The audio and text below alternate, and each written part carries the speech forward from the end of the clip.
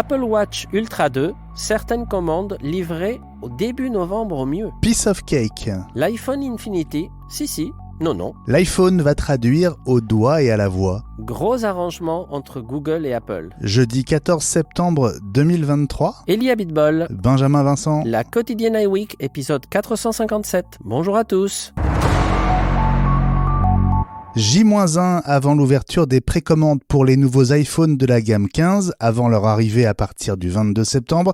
En revanche, pour les Apple Watch série 9 et Ultra 2, les précommandes ont ouvert dès la keynote de mardi soir. Et moins de 48 heures plus tard, Elie, les délais de livraison ont déjà commencé à exploser. 6-7 bonnes semaines déjà de retard, par exemple. Le 3 novembre au mieux pour l'Apple Watch Ultra 2 avec la boucle trail orange beige que j'ai essayé de commander à l'instant.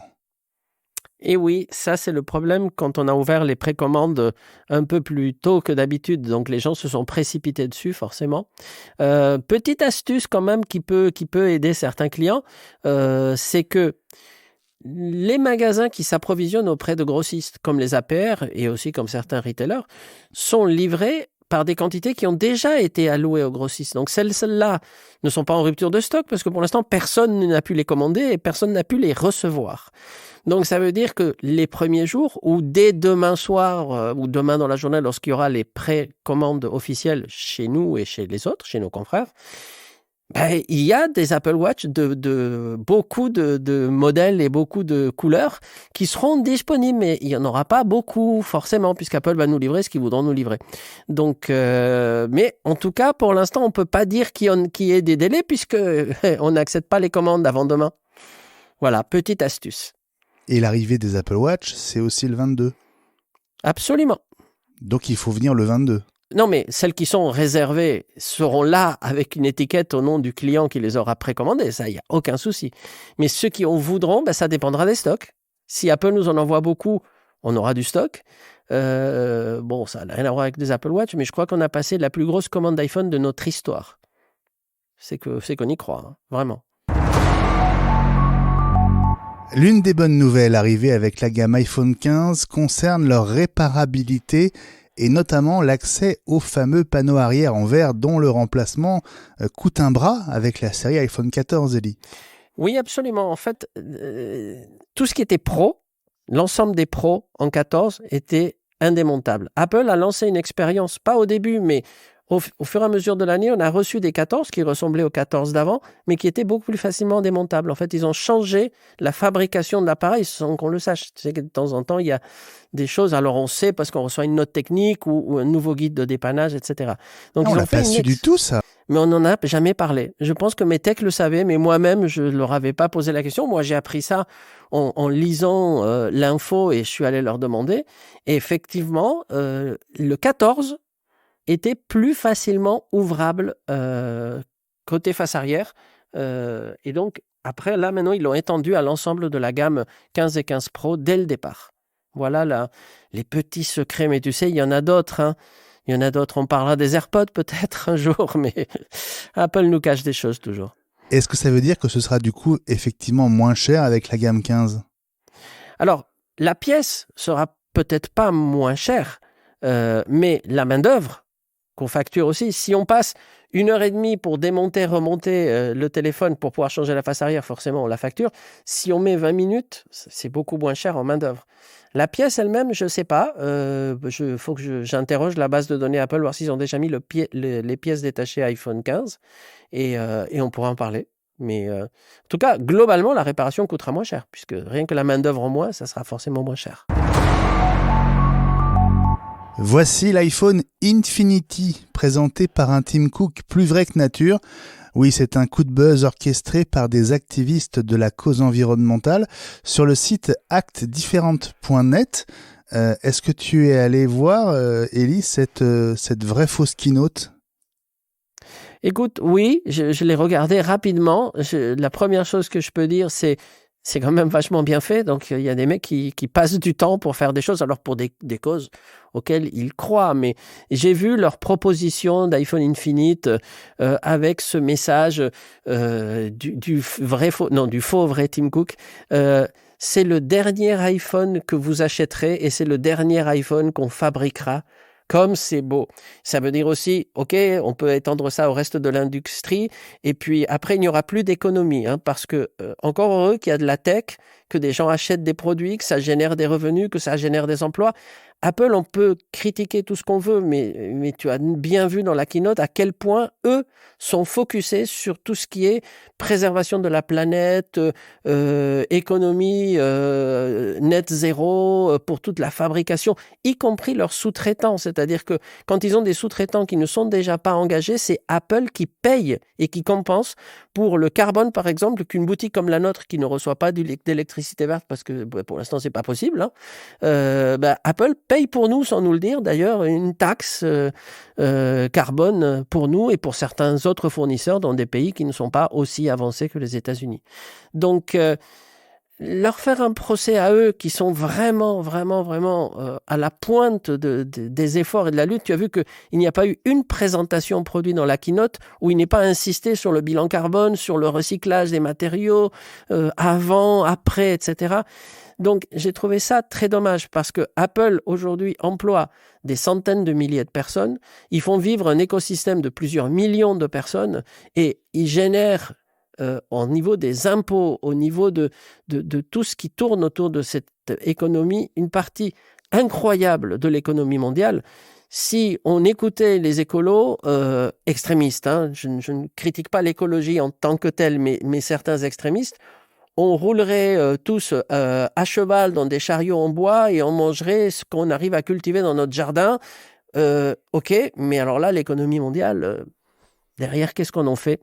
Donc, voilà, c'est une action spectaculaire, mais je pense qu'il ne faut pas trop attaquer Apple sur ce sujet. Vraiment, ils donnent des leçons à tout le monde. Il faudrait que tout le monde soit déjà au 10e du millième de niveau d'Apple pour qu'ensuite on puisse les mettre en exergue. Voilà, j'admire la réalisation technique, j'aime pas du tout le message.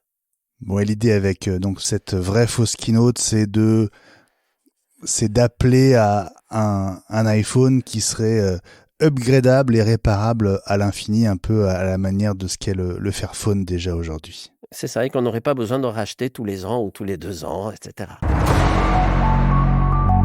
Le fameux bouton action personnalisable pour activer une app d'une simple pression, il sera bientôt possible notamment d'appeler l'app de traduction simultanée sur iPhone qui utilise le micro pour traduire ce que vous ou votre interlocuteur dit et de manière instantanée.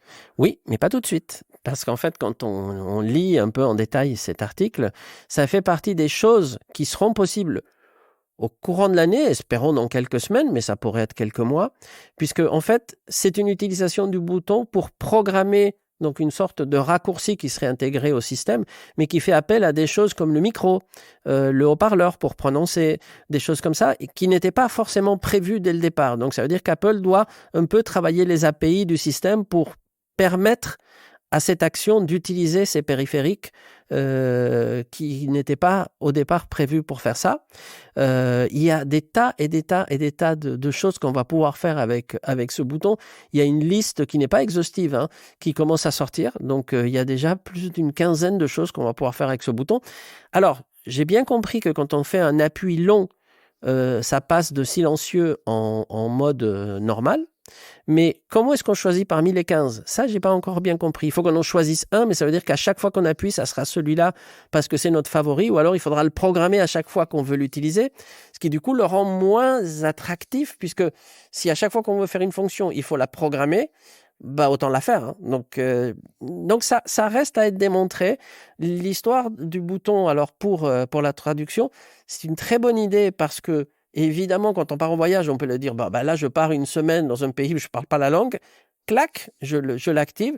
Alors que quand je suis chez moi, par exemple, si c'est assez facile de basculer de l'une à l'autre ou de les avoir en favori, enfin, je ne sais pas du tout comment ça va marcher, on peut, par exemple, le soir, programmer la lampe parce que quand vous arrivez chez vous et que vous voulez ouvrir la porte, clac, on appuie sur le bouton rapide et la lampe derrière l'iPhone s'allume. Très bonne idée, ça fait partie de celles qui sont prévues dès le lancement. Donc c'est une bonne nouvelle et je pense qu'on va pouvoir faire plein de choses avec le bouton action. Et c'est bien parce qu'au départ, lorsqu'on a eu l'information, ma première réflexion, c'était de dire, OK, mais qu'est-ce qu'on va faire avec ça et comment je vais faire pour pouvoir me mettre en silencieux parce que ça, c'est la chose que j'utilise le plus.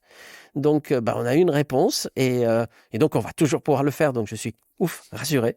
Et on va découvrir, parce que ça, c'est tout ce qu'Apple a prévu. Mais imagine tout ce que vont faire les développeurs ou les bricoleurs, puisque comme ça marche avec Shortcuts, ça veut dire qu'il y a des tas de gens qui vont programmer des raccourcis pour faire les trucs les plus incroyables.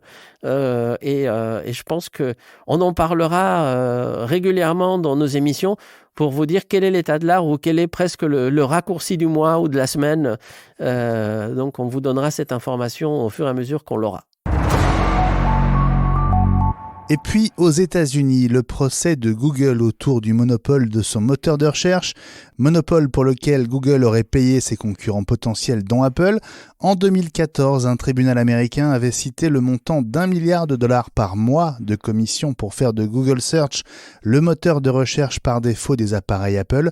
En réalité, ce montant aurait considérablement augmenté depuis presque 10 ans. Il serait passé à 3 milliards en 2017, à 9 milliards en 2018, à 10 milliards en 2020 et entre 18 et 20 milliards de dollars par mois l'an dernier. Alors au procès, l'avocat d'Apple n'a pas contesté les montants, il a juste contesté que l'information vienne d'Apple. Ben oui. Alors si on voulait répondre en un mot, en une phrase, disons, je dirais qu'il ne dit mot consent. Ça c'est pour l'avocat. Et la deuxième chose, oui, on avait déjà entendu parler de sommes faramineuses. Moi, j'en étais resté à 10 milliards, ce qui était déjà énorme. Et donc, ça a augmenté après, mais ça, on ne le savait pas parce que l'information met toujours un moment à fuiter, surtout lorsqu'on parle de sommes comme ça.